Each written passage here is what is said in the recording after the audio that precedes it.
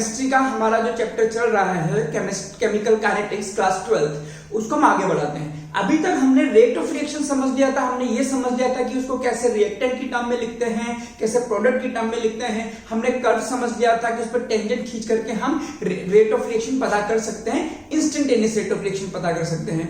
ये चीजें हमने पढ़ी थी। फिर हमने रेट एक्सप्रेशन के बारे में पढ़ा था कि रेट एक्सप्रेशन और लॉ ऑफ मास एक्शन में क्या डिफरेंस होता है। लॉ ऑफ मास एक्शन में जो पावर्स होती है वो रेज हो जाया करती हैं, जबकि रेट एक्सप्रेशन जो लिखा जाता है ये एक्सपेरिमेंटली लिखा जाता है। क्लियर?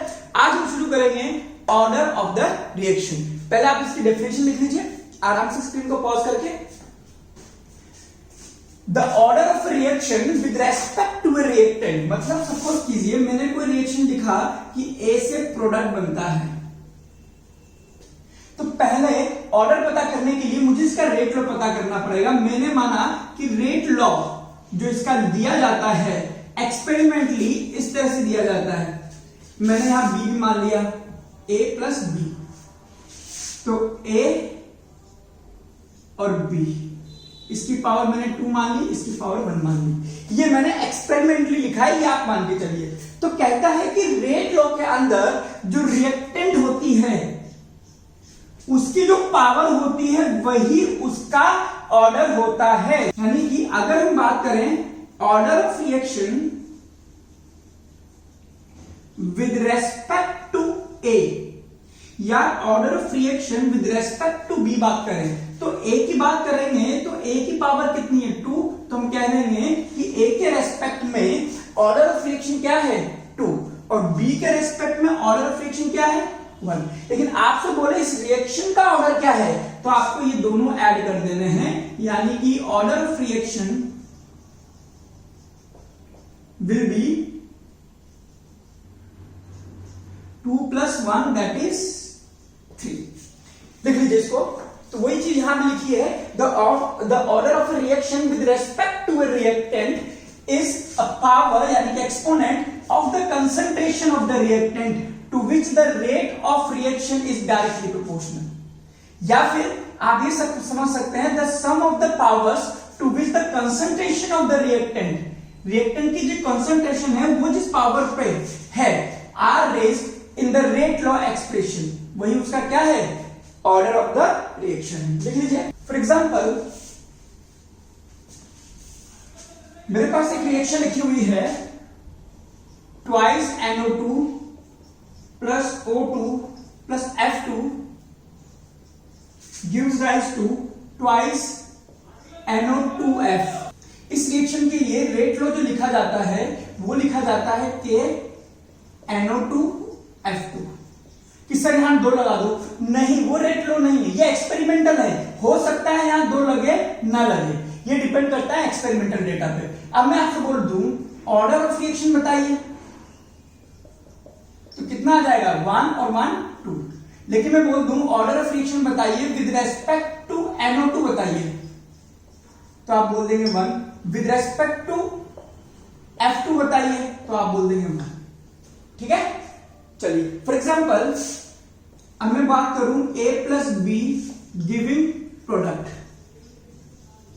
और इनके लिए रेट एक्सप्रेशन लिखा जाता है कि A की पावर 1/2 B की पावर 2। अब मैं बोलूं ऑर्डर ऑफ रिएक्शन बताइए, तो 2.5 यानी कि 2.5। यस, ऑर्डर फ्रैक्शन में हो सकता है, लिख लेना कॉपी के टॉप पर। मैं बोल दूं order of reaction with respect to A बताइए, तो आप बोल देंगे हाफ। मैं बोल दूंगा विद रेस्पेक्ट टू बी बताइए, आप बोल देंगे 2। क्लियर? ओके, आगे बढ़िए।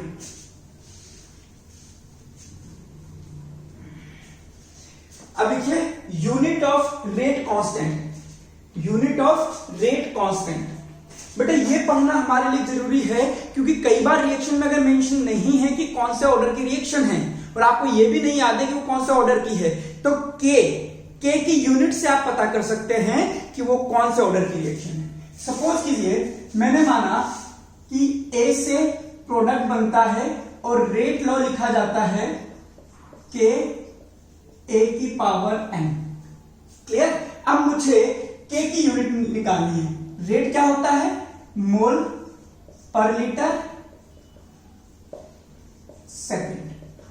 के ए क्या है? कंसंट्रेशन, यानी कि मोल पर लीटर, और इसकी पावर m। तो के की यूनिट अगर मैं निकालूंगा तो ये हो गया मोल पर लीटर क्या है? कंसंट्रेशन अपॉन सेकेंड, ये वाला, और ये क्या है? डिवाइड में कंसंट्रेशन की पावर n। अब मैं इसको लिख दूं तो ये ऊपर चला गया, तो ये आ गया कंसंट्रेशन की term 1 minus n divided by second, यानी कि K की यूनिट होगी मोल पर लीटर की power 1 minus 1 into second inverse. और अगर मैं बोलूं कि इसका ऑर्डर क्या है, तो ऑर्डर कुछ भी मान लिया, हमने मान लिया nth ऑर्डर की रिएक्शन, ठीक है। तो ये चीज याद रखिए। फॉर एग्जांपल अब मैं बात करूंगा आपसे, पहले आप इसको लिख लीजिए।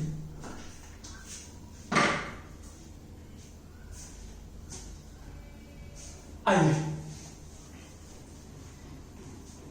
अब मैं लिखता हूं ऑर्डर, रेट लॉ और यूनिट ऑफ के। सपोज करो मेरे पास एक रिएक्शन है ए से प्रोडक्ट की। अब बहुत ध्यान से सुनना, अगर मैं ये कहूं कि मेरे को जीरो ऑर्डर की रिएक्शन लिखनी है, हाँ होती है, तो आप कैसे लिखेंगे? R इज इक्वल टू के ए की पावर 0, यानी कि R इज इक्वल टू के। समझ लें? जीरो ऑर्डर की रिएक्शन का क्या मतलब है कि rate of the reaction is independent of the concentration of reactant. अगर मैं बोलूं फर्स्ट ऑर्डर की रिएक्शन लिखनी है तो रेट लॉ कैसे लिखेंगे? R इज इक्वल टू के ए। अगर मैं बोलूं सेकंड ऑर्डर की लिखनी है तो क्या लिखेंगे? थर्ड ऑर्डर के लिए रेट लॉ कैसे लिखेंगे? ये। तो यहां आपने रेट लॉ लिखना सीखा है अगर आपको ऑर्डर पता है तो। अब मुझे बताइए कि के की यूनिट क्या होगी। इस केस में के की यूनिट क्या आ जाएगी? मोल पर लीटर पर सेकंड। क्लियर? अब इसमें क्या आ जाएगा? याद कीजिए हमने के का क्या बताया था, कंसंट्रेशन की term 1 minus n second inverse, यही था ना। तो n की वैल्यू क्या रख दोगे? 1, तो ये हो गया 0, 0 हो गया तो आ गया सेकंड इनवर्स। क्लियर? ओके। अब ये मत कहता ना कि सर आपके पास यहां भी रेट जो है वो ए पे डिपेंड नहीं करेगी। बेटा ये यूनिट है, ये देखिए डिपेंड कर रही है ना। अब यहां पे अगर मैं सेकंड ऑर्डर की बात करूंगा तो कैसे लिखूंगा? यहां 2 आ जाएगा, यानी कि मोल पर लीटर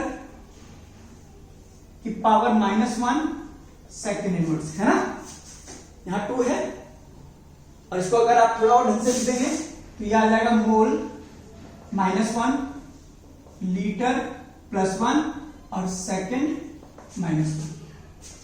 सिमिलरली इसको लिखिए, 3 आ गया तो ये हो जाएगा -2, तो ये हो जाएगा मोल पर लीटर -2 सेकंड इनवर्स।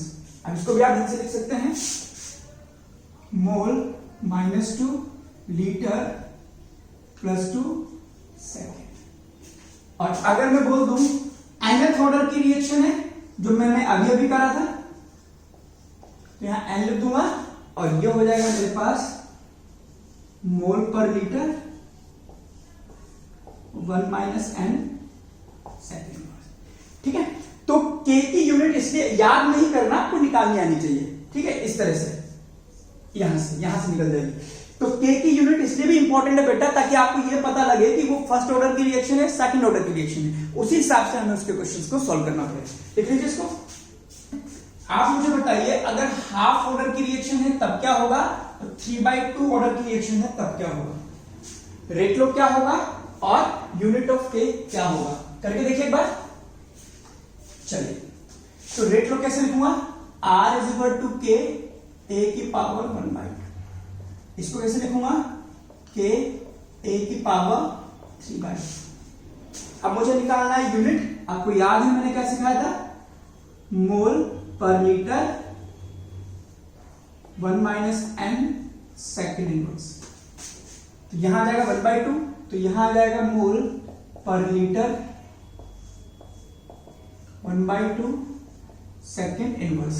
इसको आप लिख सकते हैं mole raise to the power 1/2 litre minus 1/2 second minus 1। ठीक है, अब इसको देखिए 3/2, अगर मैं यहां पे 3/2 रख दूंगा तो 1 माइनस 3/2 क्या हो जाएगा, माइनस 1/2 मोल पर लीटर माइनस 1/2 सेकेंड। तो ये हो जाएगा mole minus 1/2 litre 1/2 second inverse. ठीक है, तो एक क्वेश्चन लिख लीजिए। ठीक है, the rate for a reaction has been found to be, the rate law for a reaction is found to be R is equal to K A B C square. ये आपको रेट लॉ दे रखा है किसी reaction के लिए। आगे देखिए, how would the rate of reaction change, how would the rate of reaction change if number 1 concentration of C is doubled, concentration of C is doubled, number 2 concentration of A become half, number 2 concentration of A become half, third case concentration of B and C,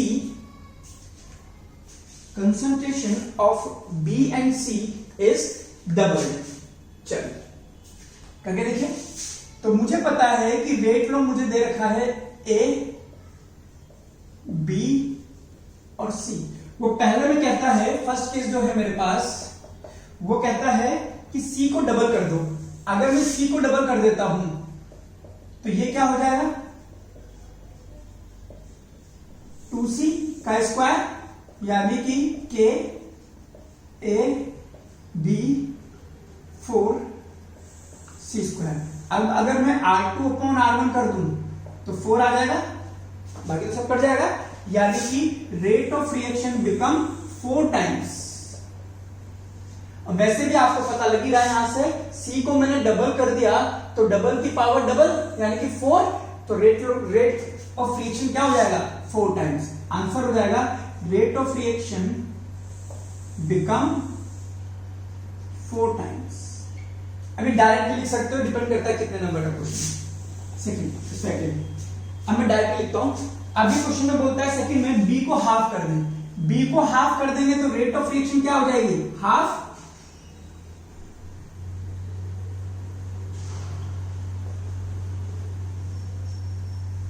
right. Okay, third बात करते हैं, ये बोलता है B और C double. B को double कर दिया तो रेट ऑफ रिएक्शन डबल हो गई, C को डबल कर दिया तो रेट ऑफ रिएक्शन कितनी होगी, 4 टाइम्स। आंसर क्या हो गया, 8 टाइम्स। बट स्टिल आपको निकालना है तो आप निकाल सकते हैं। R2 is K A, B को डबल कर दिया, C को डबल कर दिया। अब आराम से आप R2 अपॉन R1 कर लीजिए, आपके पास आ जाएगा 8, यानी कि R2 is 8 times of the R1।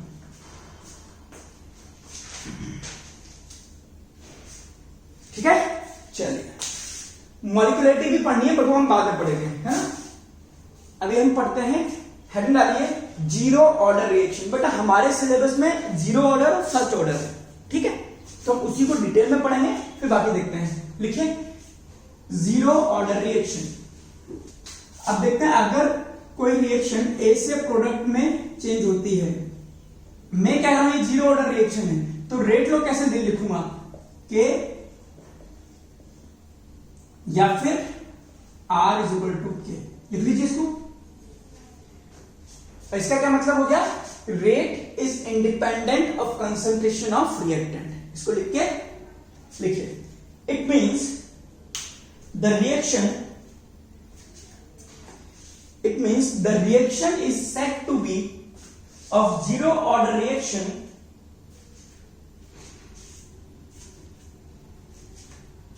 if rate of reaction is independent of the concentration of reactant दूसरी बात कि फिर इस रेट ऑफ रिएक्शन को कौन अफेक्ट करेगा, के, और के को कौन अफेक्ट करता है, टेम्परेचर। तो लिख लेना कि rate of reaction can be affected by the factors which affect rate constant. ठीक है, तो ये तो हो गया। अब हेडिंग डालिए integrated rate equation, integrated rate equation for zero order. यानी कि अब हम एक ऐसी इक्वेशन निकालेंगे जिसमें हमें वैल्यू पुटअप कर दें तो हमारे पास आंसर आता जाए। मतलब हमें ये पता लग जाए कि इस टाइम पे पूछ रहा है और इतनी कंसंट्रेशन, तो बताइए कितना रेट चल रहा होगा। तो वो सारी चीजें। ओके, तो अगर हमें पता है dr ये a है, ये प्रोडक्ट, सपोज कीजिए ये कोई रिएक्टेंट है, ये प्रोडक्ट बनाता है। अगर मैं बोल दूं इंस्टेंटेनियस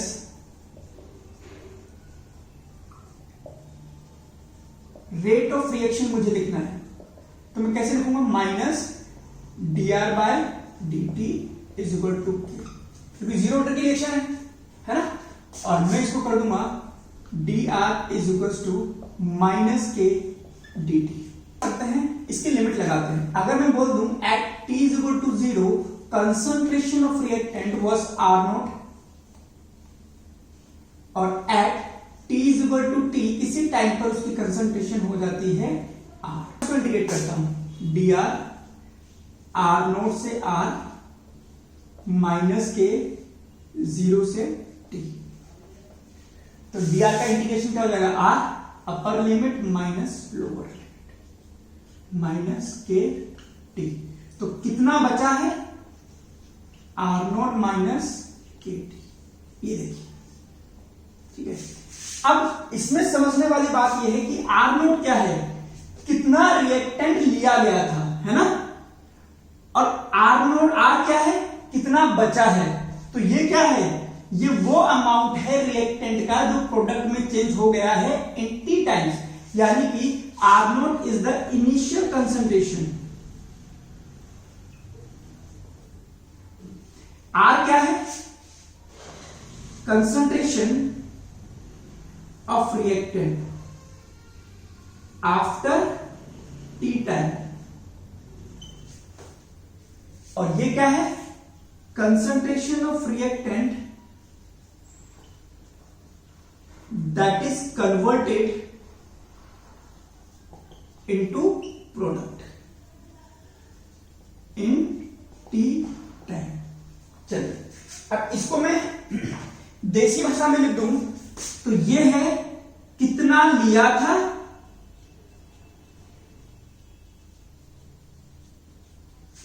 ये है कितना बचा है, और ये है कितना प्रोडक्ट में चेंज हो गया है।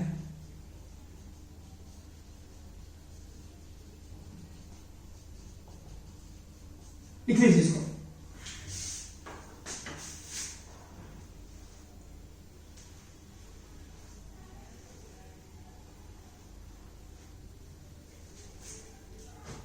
आइए,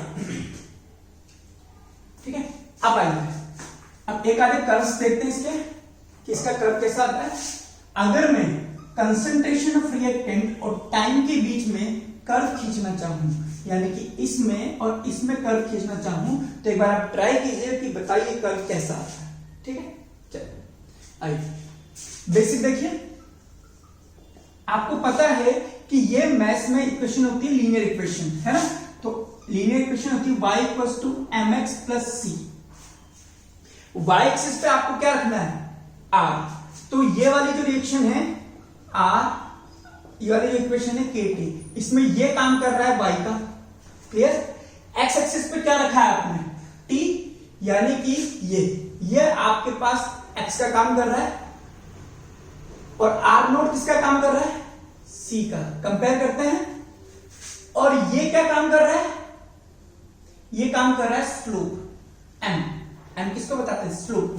यानी कि m से मुझे पता लग गया कि स्लोप कैसा है, नेगेटिव है एंड कांस्टेंट। ये क्या है, इंटरसेप्ट, यानी कि पॉजिटिव इंटरसेप्ट है, यानी कि एक ऐसी स्ट्रेट लाइन जिसका नेगेटिव स्लोप हो। नेगेटिव स्लोप वाली लाइनें एक्स एक्सिस से ऑब्ट्यूज एंगल बनाती हैं इस तरह से, और पॉजिटिव स्लोप वाली लाइन है ऐसे एंगल बनाती है एक्स एक्सिस से एक्यूट। तो मुझे ऐसी कोई लाइन खींचनी पड़ेगी, एक ऐसी लाइन जो पॉजिटिव वाई एक्सिस पर कटे, यानी कि ये लाइन आएगी ऐसे ऐसे।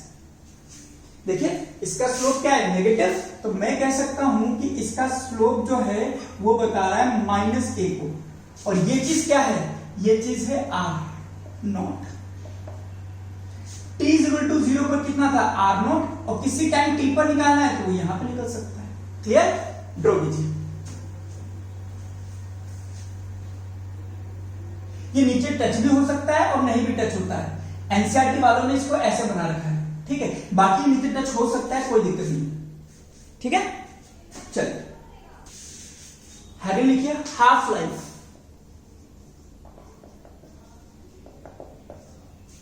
अगर जीरो ऑर्डर की रिएक्शन है और ए प्रोडक्ट में चेंज हो रहा है तो हाफ लाइफ किसे कहते हैं, हाफ लाइफ उस टाइम को कहते हैं at which concentration of reactant, ये आर कर देता हूं, concentration of reactant become r naught by 2, है ना। इनिशियल की कितनी हो जाए, हाफ, यानी कि आपके पास जो है आर नॉट माइनस के टी, आर कितना हो जाए, आर नॉट बाई 2, पहले कितना लिया था, आर नॉट, तो उसको हम बोलते हैं हाफ लाइफ। इसको निकाल दीजिए।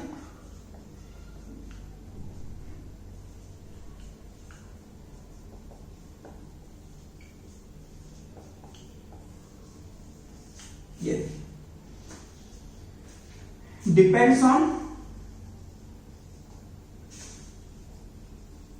इनिशियल कंसंट्रेशन,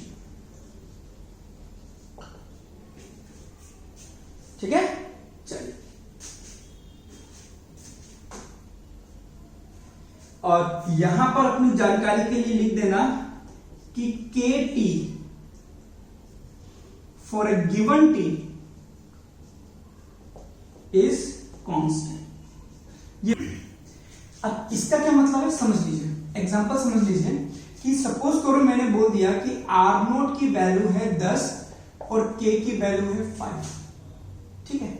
आपसे बोले टी हाफ कितना है, कि ठीक है sir are note by 2k, यानी कि 10/2 इंटू के का मतलब 5, यानी कि 1 सेकेंड, ठीक है। ओके, एक तो ये बात है। अब ये बताइए के टी कितना होगा, अगर मैं for t is equal to 1 कर दूं तो के टी कितना आ जाएगा, 5 इंटू 1 यानी कि 5। ये के टी क्या बताता है, ये उस अमाउंट को बताता है जो प्रोडक्ट में चेंज हो गया है,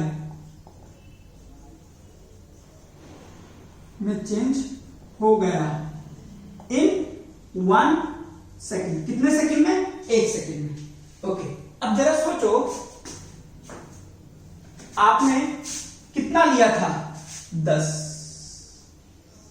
कितना टाइम लगा कि ये आधा बचा, 1 सेकेंड, 1 सेकेंड में कितना बचा, 5, और कितना निकल गया, 5 तो निकल गया।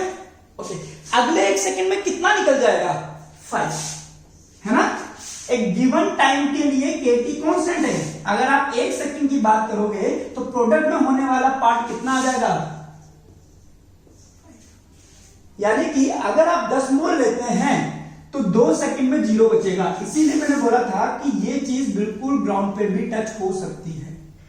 इसका ये भी मतलब निकाला जा सकता है कि 2 हाफ लाइफ में 0 ऑर्डर की रिएक्शन कंप्लीट हो जाती है। एक हाफ लाइफ लगी 10 में से 5, अगली हाफ लाइफ में 0। क्लियर, लिख लीजिए। It means 0 order reaction is completed in 2 half lives. It means 0 order reaction is completed in 2 half lives. Okay, देखो R नोट 10 है तो आपने 1 सेकंड ये निकाल दिया, अब ये फिक्स हो गया। ऐसा मत कर देना कि सर इस रिएक्शन के लिए हाफ लाइफ निकाल दो, r naught by 2k 10/2 into 5 that is 1 second. मैंने बोला ठीक है, कि सर इस रिएक्शन के लिए निकालो R0/2K 5/2 into 5 यानी कि 1/2 सेकेंड, यानी कि इस रिएक्शन के लिए अलग हाफ लाइफ निकाल रहे हो, इसके लिए अलग, ये गलत हो जाएगा। हाफ लाइफ किस पे डिपेंड करती है?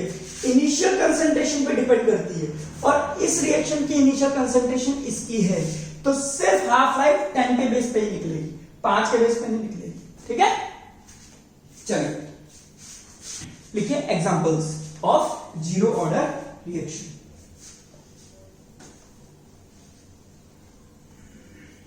लिखिए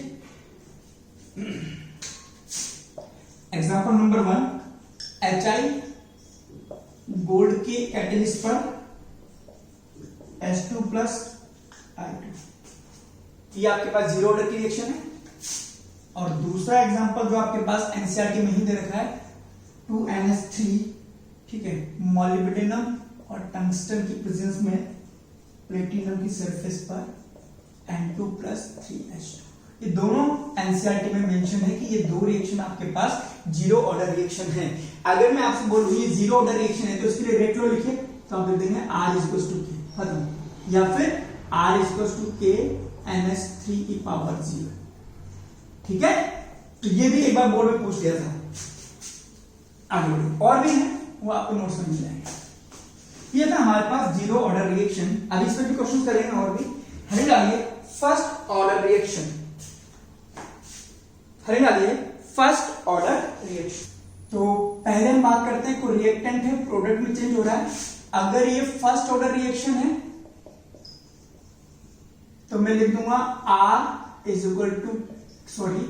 rate of reaction = K R, ये मेरे पास रेट है, तो ये आ गया मेरे पास रेशियो।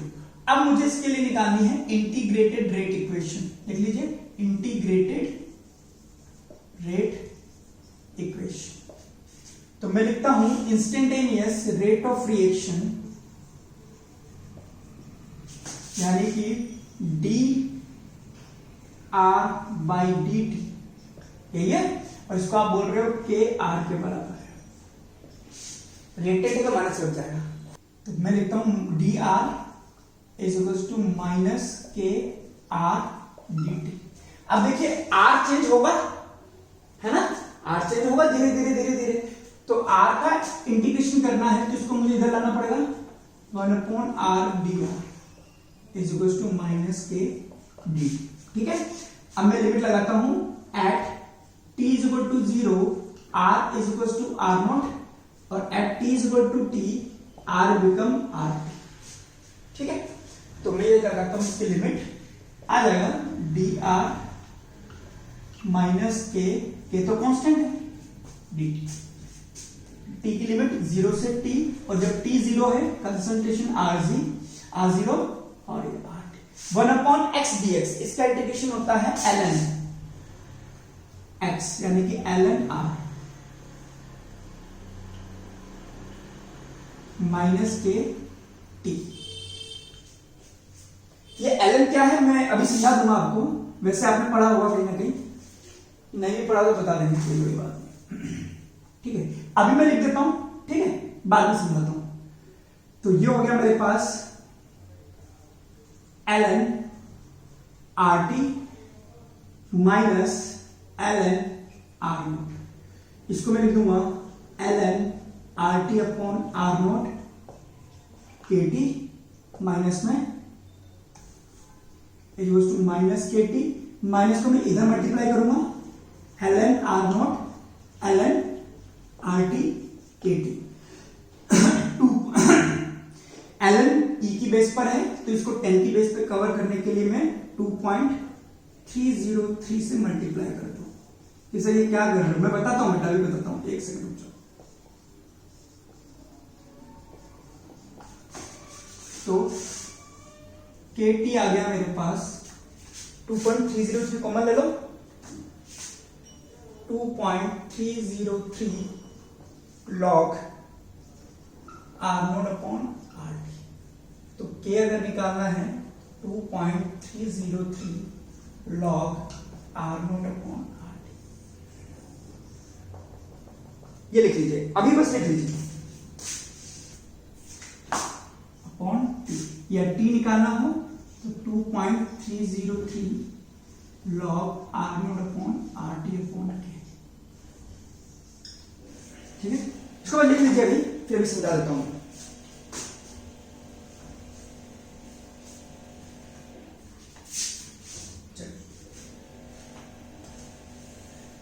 अब जिन्होंने 11th में नहीं पढ़ा है वो एक बार हल्का सा बेसिक इसको समझ लीजिए, log का बेसिक्स है ना, कि उनके लिए जिन्होंने 11th में नहीं समझा इसको। तो बेटा एक टर्म होती है a की power b is equal to c, इसको log में लिखा जाता है log of c at the base of a is equal to b। ध्यान से देख लीजिए, ये होता है इसका बेस, ठीक है। ओके, अब log हमारे पास दो तरह से निकलता है, एक होता है log eight the base of e और एक होता है log eight the base of 10। इसको हम लोग ln x भी लिखते हैं फिजिक्स एंड केमिस्ट्री में, ठीक है। इसको हम लोग log x भी लिखते हैं, कुछ भी नहीं लिखा है तो 10 मानते हैं फिजिक्स एंड केमिस्ट्री में, ठीक है। ये चीज मैथ्स में उल्टी हो जाती है ना। मैथ्स में ये मान लीजिए कि मैथ्स में हम log x को ln x लिखते हैं मैथ्स में, ठीक है, और ln x को लिखते हैं log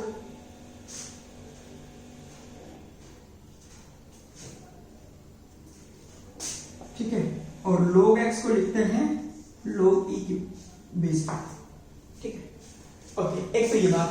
दूसरा, अगर हमारे पास ये है तो हमारे सारे ऑपरेशन 10 की बेस पे होते हैं, तो हम इसको 2.303 से मल्टीप्लाई करते हैं, तो आप इसको लिख सकते हो log x, यानी कि e की टर्म पे कोई चीज है उसमें 2.303 से मल्टीप्लाई करेंगे तो वो 10 की बेस पर आ जाता है। और कुछ इसमें रूल्स भी हैं। एक बार 11th में आप लोग इक्विलिब्रियम जाकर के उठा के देखना, तो इसको बोलते हैं log, अगर m की पावर x है तो इसको लिखा जाता है x log m। अगर मैं बोलता हूं log m इंटू n है तो इसको लिखा जाता है log m plus log m। अगर मैं लिखता हूं log m minus log n तो इसको लिखा जाता है log m अपॉन n, ठीक है। लिख लीजिए इसको। और कुछ वैल्यूज हैं, जैसे log 2 होता है 0.3010, log 1 ऑलवेज 0 होता है, log 3 होता है 0.4771, ठीक है। log 10 होता है मेरे पास 1, log 100 होता है 2, तो बताइए log 1000 कितना हो जाएगा? 3। अब अगर मैं बोल दूं कि मुझे log 5 की वैल्यू निकालनी है तो मैं इसको लिख सकता हूं log 10/2, है ना। इसको मैं लिख सकता हूं log 10 माइनस log 2, log 10 हो गया 1, log 2 हो गया 0.3010, ठीक है। तो ये कितना आ जाएगा? 0.699 के आसपास, ठीक है। तो इस तरह से, जैसे मैं आपसे बोलूं कि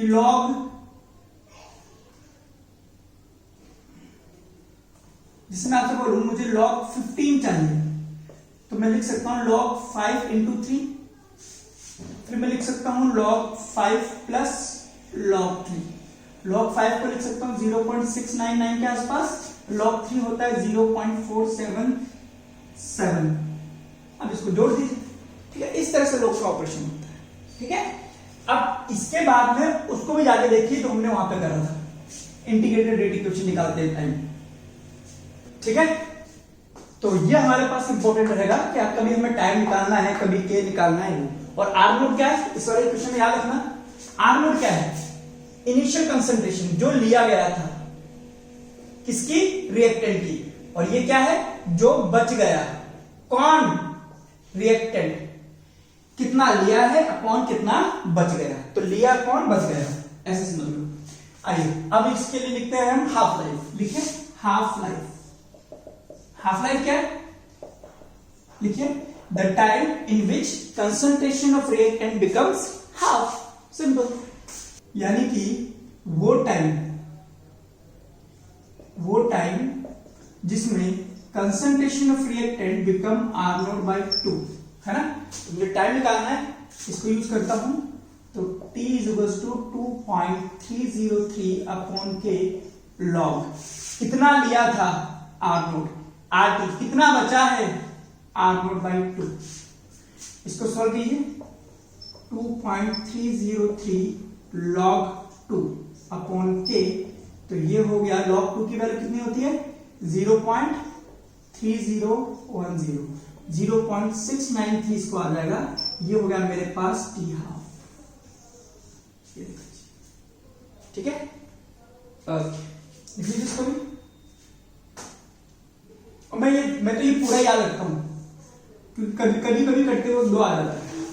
चलिए आइए बात करेंगे। अब देखिए कर्व, ठीक है, मुझे कर्व खींचना है टाइम और लॉग RT के बीच में, यानी कि y एक्सिस पे ये रहेगा, x एक्सिस पे ये रहेगा। तो उस वाली इक्वेशन को थोड़ा सा मैनिपुलेट करते हैं, KT 2.303 log R0 RT, ठीक है। तो ये हो जाएगा log R0 minus log RT, है ना। तो ये हो जाएगा KT upon 2.303 log R0 minus log RT। इसको इधर उधर कर लीजिए।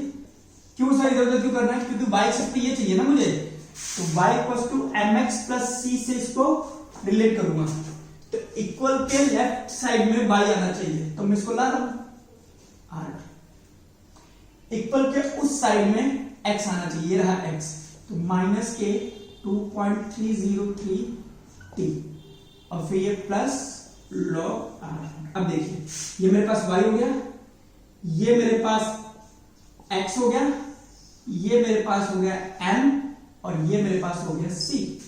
तो इसका मतलब इसका स्लोप कैसा आएगा नेगेटिव, और इंटरसेप्ट कैसा आएगा पॉजिटिव। एक ऐसी लाइन जो नेगेटिव स्लोप की हो और y एक्सिस को पॉजिटिव पे काटे, तो नेगेटिव स्लोप की लाइन ऐसे बनती है, तो मैं इसको बनाऊंगा ऐसे, बट ये टच नहीं होगा, है ना, क्योंकि फर्स्ट ऑर्डर की रिएक्शन कभी कंप्लीट नहीं होती, ठीक है।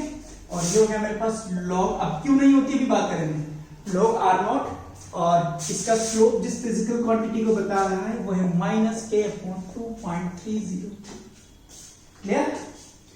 और हाफ लाइफ होगी यहीं के बीच में, ये T हाफ हो सकता है, हाँ कहीं, खैर उसको भी बनाने की जरूरत भी नहीं है। चलिए आगे बढ़िए।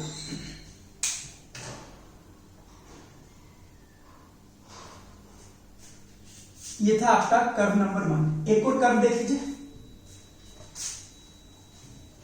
दूसरा कर्व मेरे पास बोला इन्होंने कि आप कंसंट्रेशन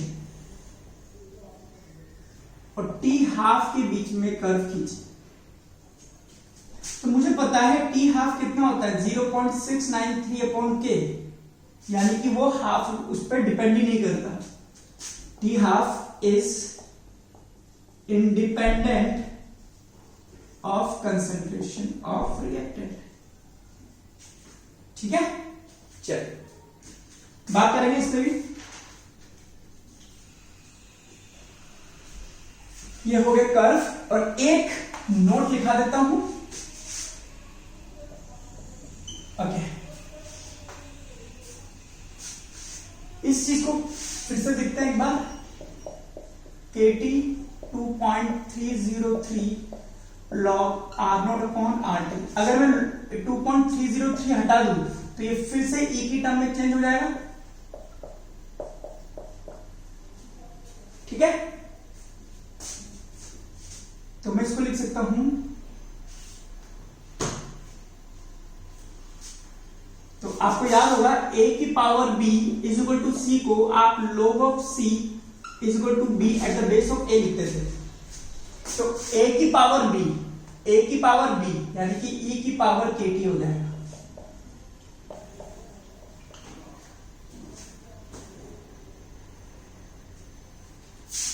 तो RT कितना हो गया, R0 e की पावर माइनस kt। ठीक है, तो ये भी कभी कभी पूछ लेता है और ये आप फिजिक्स में भी पढ़ेंगे। ये क्या है, टी टाइम पे कंसंट्रेशन, इनिशियल कंसंट्रेशन, ई एक्सपोनेंशियल। ठीक है, हालांकि इसका हमारा केमिस्ट्री में यूज नहीं होगा इतना। चलिए बहुत ध्यान से समझना। अब हम करते हैं comparison of zero and first order reaction.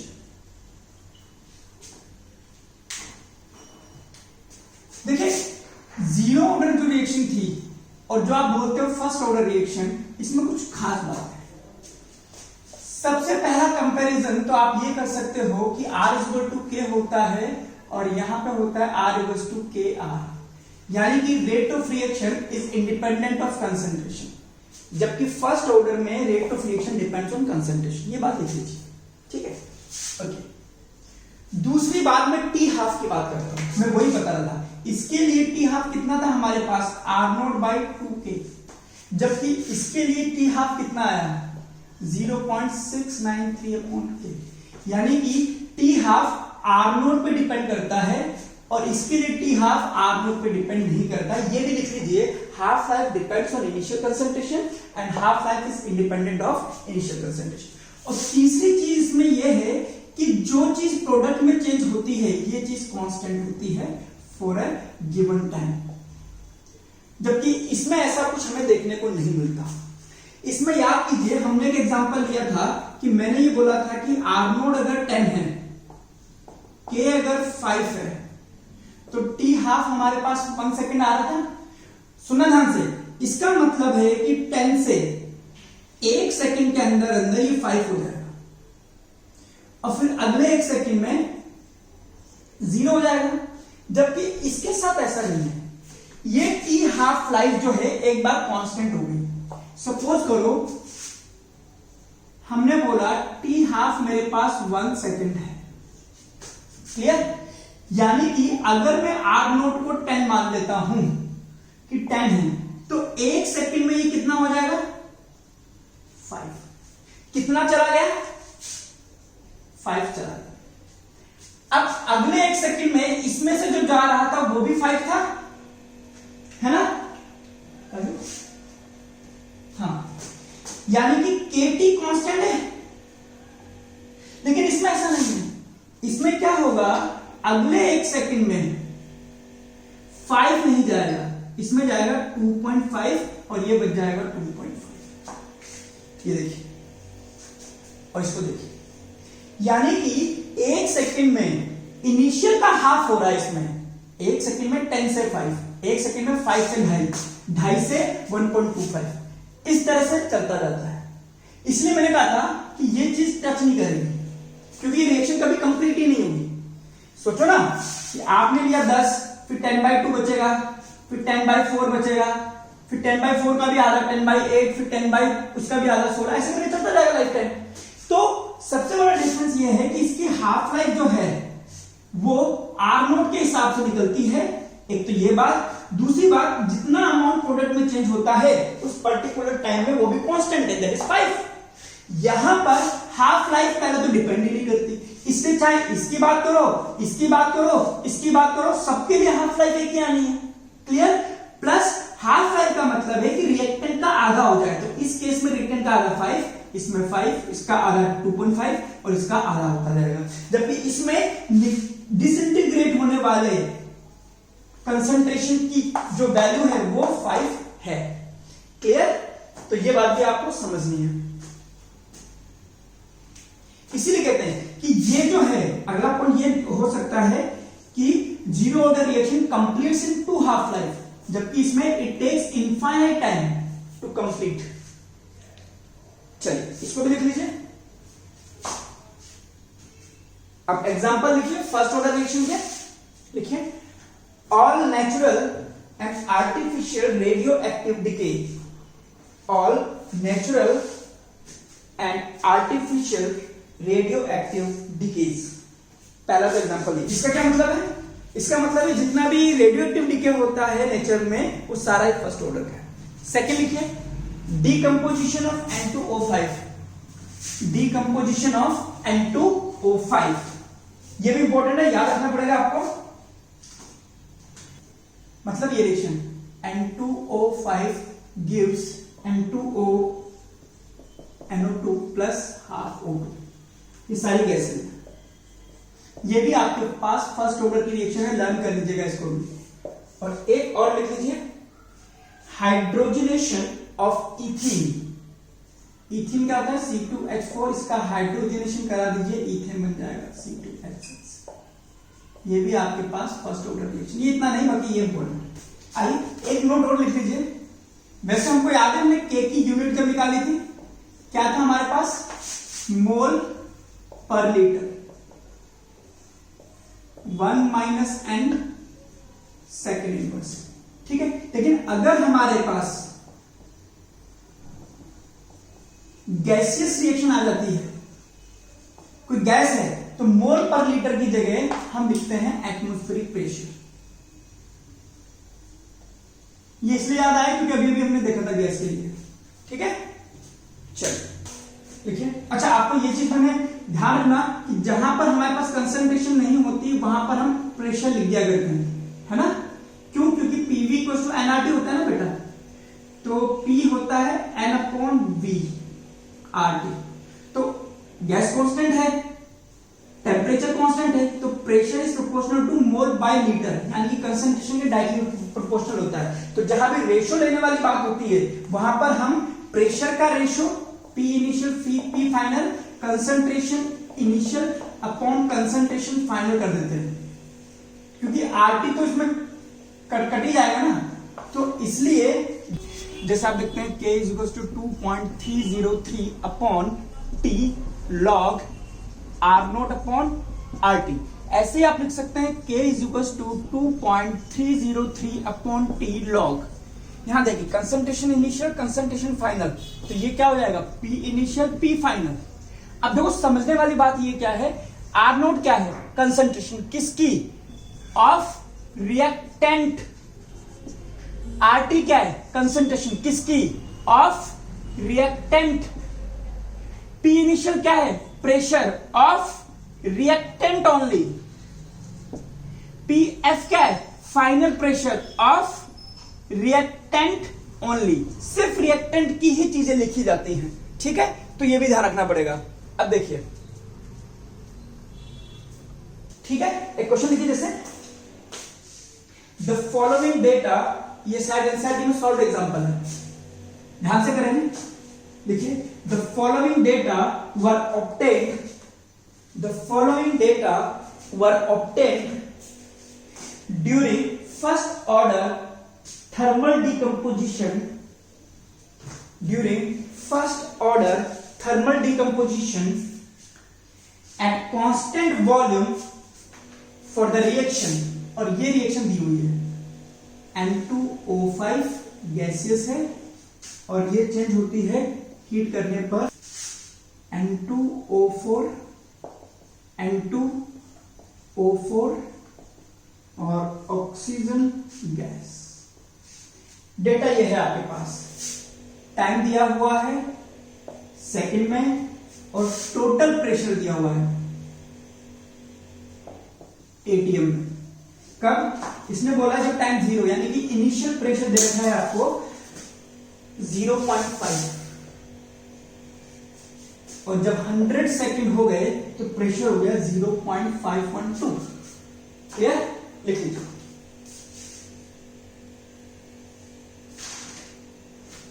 देखिए कैलकुलेट रेट कांस्टेंट। इस डेटा के बेस पर हमें रेट कांस्टेंट निकालना है, ठीक है। ट्राई करें, आइए कैलकुलेट करें। रेट कांस्टेंट हमें निकालना, मुझे पता है ये फर्स्ट ऑर्डर की रिएक्शन है, इसलिए मेरे को T अगर निकालना होता 2.303 अपॉन K, प्रेशर की बात है तो इनिशियल प्रेशर और फाइनल प्रेशर, लेकिन मुझे K निकालना है तो K मैं यहां से निकाल दूंगा, सुनना क्वेश्चन को ध्यान से। टी मुझे दे रखा है 100, ये है मेरे पास। मुझे इनिशियल प्रेशर और फाइनल प्रेशर निकालना है रिएक्टेंट का, तो मेरे पास आंसर आ जाएगा। ठीक है, अब आइए एनालिसिस करते हैं। 2N2O5 twice N2O4 plus O2। जब हमने स्टार्टिंग में ही ये रिएक्शन ली थी और इनिशियल बात करूं तो इनिशियल टाइम पर रिएक्टेंट है, प्रोडक्ट नहीं बना है। तो प्रोडक्ट नहीं बना है तो कंटेनर में सिर्फ क्या बचा आपके पास, N2O5, और यही आपके पास प्रेशर लगा रही है। यानी कि स्टार्टिंग में जो आपको प्रेशर दे रखा है दैट इज 0.5, वो किसका दे रखा है प्रेशर, N2O5। यानी कि मेरे पास P इनिशियल आ गया 0.5। क्यों? क्योंकि अभी तो ये बना ही नहीं है, बट जैसे जैसे टाइम गुजरा तो 0.5 में से कुछ अमाउंट प्रेशर का चला गया होगा, मैंने माना पी डैश चला गया। ठीक है, जैसे कंसंट्रेशन कम हुई तो प्रेशर भी कम हो गया। अब क्या है, 2 के लिए अगर पी डैश गया है तो 2 के लिए पी डैश ही बनेगा और 1 के लिए पी डैश बाई 2। ये क्या है, पी इनिशियल। पी फाइनल क्या है, यहां पर टी टाइम पर किसका, ये क्या है इनिशियल प्रेशर किसकी, N2O5 की। ये क्या है फाइनल प्रेशर किसका, N2O5। यानी कि ये चीज मेरे पास पीटी है। अब मुझे ये निकालना है, बट क्वेश्चन कह रहा है कि इस कंटेनर का इनिशियल प्रेशर जो था वो 0.5 था, तो मैंने निकाल दिया ये तो 0.5 है। कहता है फाइनल प्रेशर जो था, अब फाइनल में प्रेशर कौन कौन लगा रहा होगा बेटा, अब कंटेनर में कौन कौन आ गया, N2O5, N2O4 और O2। अब इस तीनों मिलकर के प्रेशर लगा रहे हैं, इस प्रेशर को उसने बोला है 0.512, यानी कि 0.5 minus P dash plus P dash plus P dash by 2 is 0.512। तो 0.5 प्लस पी डैश बाई 2, तो पी डैश कितना आ गया 0.512 माइनस 0.5 इंटू 2। देख लीजिए आराम से,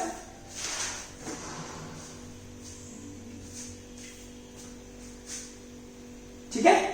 अब इस पी डैश को निकाल दीजिए, कितना ये 0.512 में से 0.5 माइनस कर दीजिए तो ये हो जाएगा 0.012 इंटू 2 कर दीजिए, ये हो गया 0.024। अब मुझे क्या निकालना है, मुझे पीटी निकालना है ना, पीटी, यानी कि पीटी की कैलकुलेशन करनी पड़ेगी। यही कर दूं, दिख जाएगा ना, पीटी।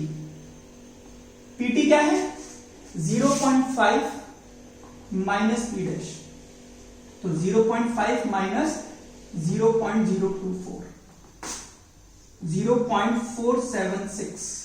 ठीक है, देख लीजिए आराम से।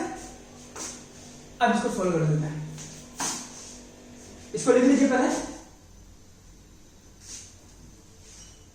तो मेरे पास आ जाएगा के 2.303, टाइम कितना 100 सेकेंड, लॉग पी इनिशियल कितना है 0.5, फाइनल प्रेशर किसका N2O5 का 0.476।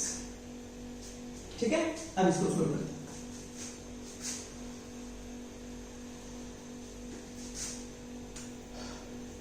तो के हो जाएगा मेरे पास 100 के हो जाएगा 2.303 लॉग 0.5 माइनस लॉग 0.476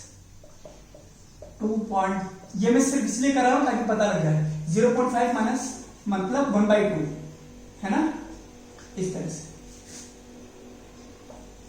लॉग 0.476। ये वैल्यू आपको टेबल में से देखनी पड़ेगी, लॉग की टेबल में से। कि सर इसको भी देख लेंगे, हाँ इसको भी देख लीजिए डायरेक्ट, या फिर इसको log 1 माइनस log 2 कर दीजिए और इसकी वैल्यू अब आप देख लीजिएगा। मेरे पास इसकी वैल्यू नहीं मिलेगी, है ना, एनसीईआरटी से देखना मिल जाएगी। तो इसको मैं भी log 0.0476 लिख देता हूं। log 1 मेरे पास 0 हो जाता है, माइनस log 2 है 0.3010, और इसकी वैल्यू जो भी आए उसको देख लेना, दैट विल बी 100 की। जब आप इसको सॉल्व करेंगे तो आंसर है मेरे पास, इसका आंसर आ जाएगा 4.96 इंटू 10⁻⁻⁻4 सेकेंड इनवर्स। ठीक है, अब एक क्वेश्चन और कर लीजिए, फिर आप अपने आप घर पे ट्राई करना।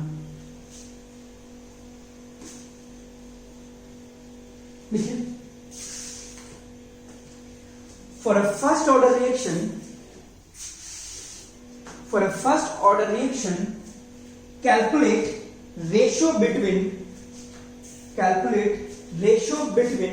time to complete 3/4 of the reaction and the time to complete half of the reaction.